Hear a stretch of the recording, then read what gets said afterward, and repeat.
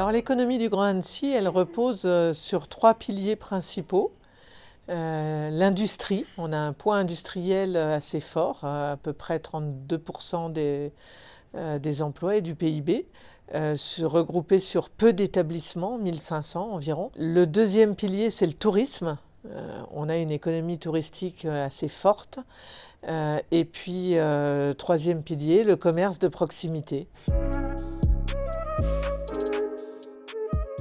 Les axes que la collectivité veut développer pour soutenir son économie, c'est d'abord aider au maintien du poids industriel, puisque l'industrie est une économie productive, on a besoin de continuer à produire des richesses. C'est également travailler sur le tourisme et l'économie de proximité en imaginant les mettre en lien, parce que le shopping, par exemple, peut être une des activités touristiques en lien avec d'autres.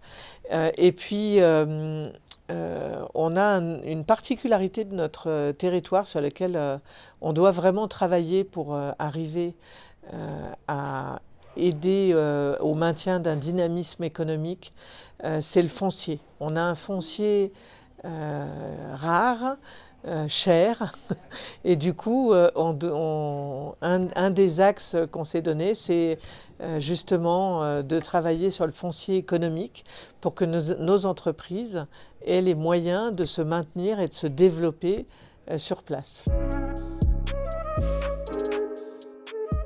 La proximité de la frontière crée effectivement un environnement très particulier. Donc, je vous ai parlé du foncier, les prix du foncier augmentent aussi grâce ou à cause de la proximité frontalière. On a aussi un certain nombre d'emplois.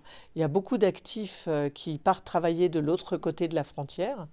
Ça représente 20 à 25% de nos actifs, suivant les périodes, donc c'est très important.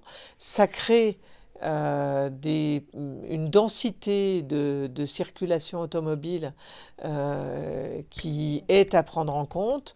Donc ça peut créer des problèmes, ça crée aussi une dynamique.